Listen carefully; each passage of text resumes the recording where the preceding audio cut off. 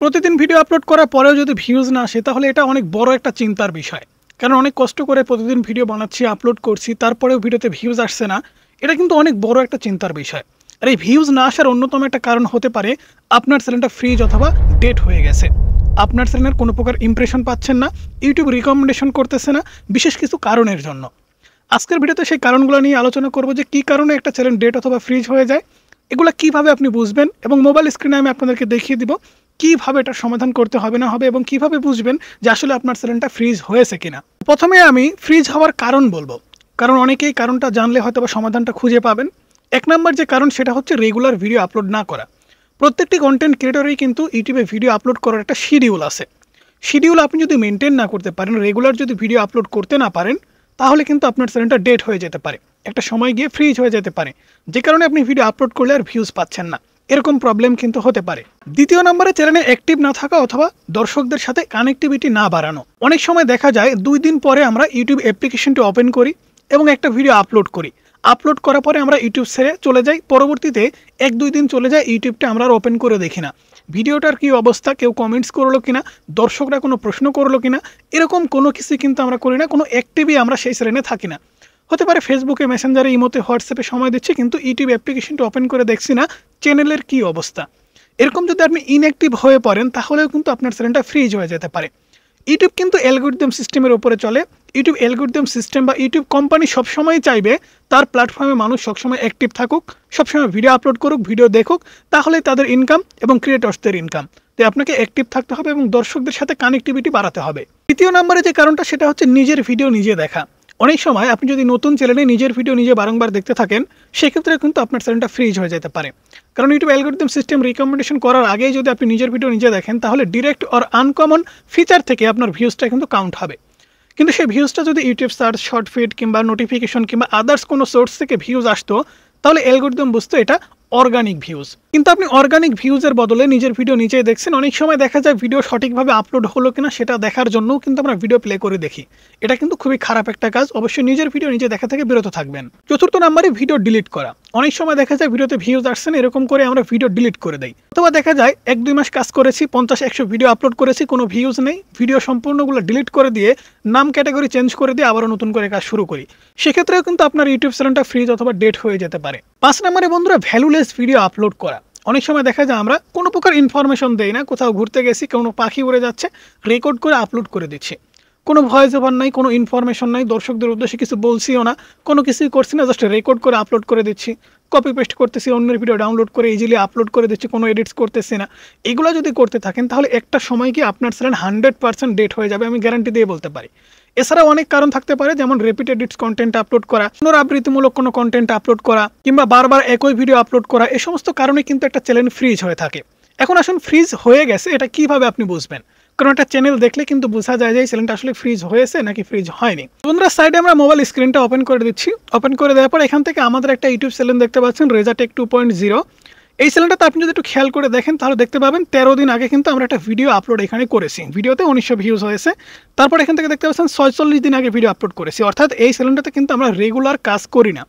সেক্ষেত্রে আমি কিভাবে বুঝবো আসলে এই চ্যানেলটা ফ্রিজ হয়ে গেছে কিনা? সব থেকে প্রথম যে বিষয় আপনাকে দেখতে হবে সেটা হচ্ছে অ্যানালাইটিক্সে আপনি ক্লিক করে দেবেন। অ্যানালাইটিক্সে ক্লিক করে দেওয়ার পর এখান থেকে দেখতে পাবেন রিয়েল টাইম ভিউ। অবশ্যই আপনার চ্যানেলে 10টা-20টা ভিডিও আপনি আপলোড করেছেন, সে প্রথম যে ভিডিওগুলো আপলোড করেছেন সেই ভিডিওগুলো থেকে 1টা-2টা ভিউজও আসছে কিনা। যদি পুরাতন ভিডিও থেকে আপনার চ্যানেলে ভিউজ আসে, এই রিয়েল টাইম ভিউজ, তাহলে বুঝবেন আপনার চ্যানেলটা ফ্রিজ হয়নি। কিন্তু যদি দেখেন আপনি যে ভিডিওটা আপলোড করছেন রিসেন্ট, কালকে আপলোড করেছেন, আজকে রিয়েল টাইম ভিউজে এসে দেখলেন শুধুমাত্র সেই ভিউজটাই 315 কি 200 কি 100 কি 150 ভিউজ, সেটাই রিয়েল টাইমে দেখাচ্ছে। আগে যে ভিডিওগুলো আপলোড করেছিলেন একটা ভিউজও সেখান থেকে পাননি। সেক্ষেত্রে আপনাকে বুঝতে হবে আপনার চ্যানেলটা ইউটিউব ফ্রিজ করে দিয়েছে।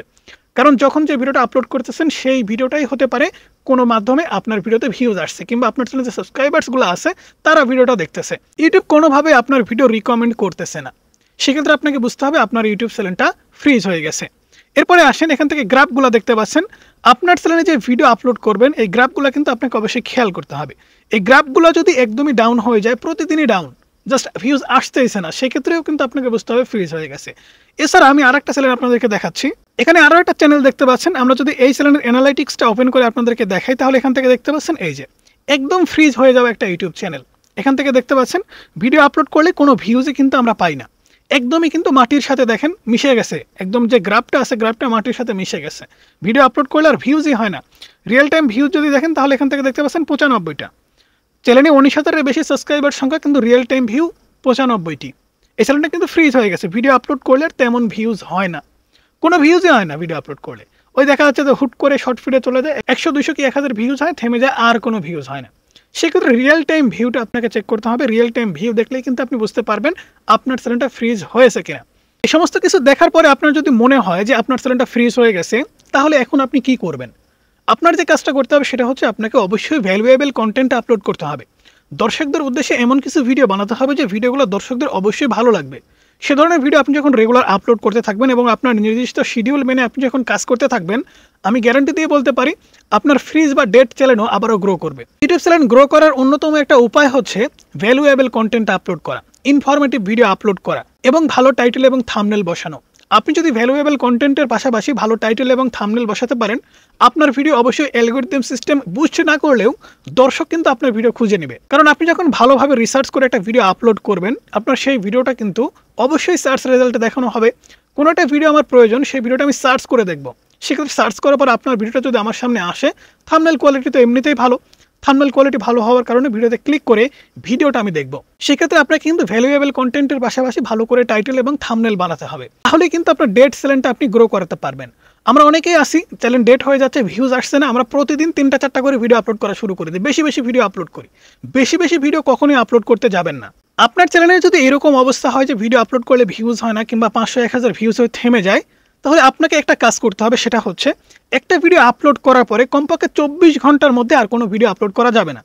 24 ঘন্টা কিন্তু ইউটিউব অ্যালগরিদম সিস্টেম একটা নতুন ভিডিও নিয়ে টানাটানি করে। বিশেষ করে আপনি যখন একটা ভিডিও আপলোড করবেন, দেখবেন সেই ভিডিওটা কিন্তু অনেক সোর্স থেকে ভিউজ আসতেছে।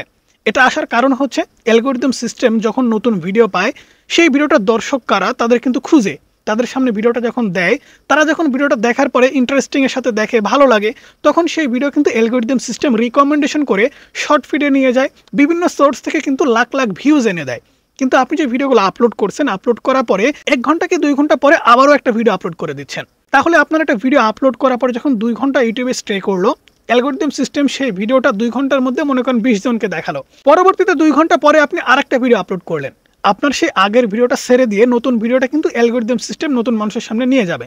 সেক্ষেত্রে কিন্তু আপনার চ্যানেলটা ফ্রিজ হয়ে যেতে পারে। এটা কিন্তু অবশ্যই মাথায় রাখতে হবে। আপনাকে প্রতিদিন ভিডিও আপলোড করতে হবে এমনটা না।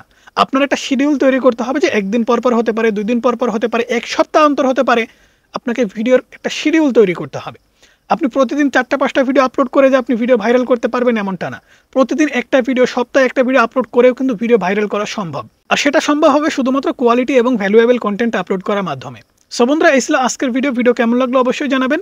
এবং যাদের চ্যানেল অলরেডি ফ্রিজ হয়ে গেছে, ভিউজ আসতেছে না, আমার মনে হয় ভিডিওটা অবশ্যই ভালো লেগেছে। যদি ভালো লাগে লাইক করবেন এবং চ্যানেলে নতুন হলে সাবস্ক্রাইব করে পাশে থাকা বেল আইকনটি প্রেস করে রাখবেন।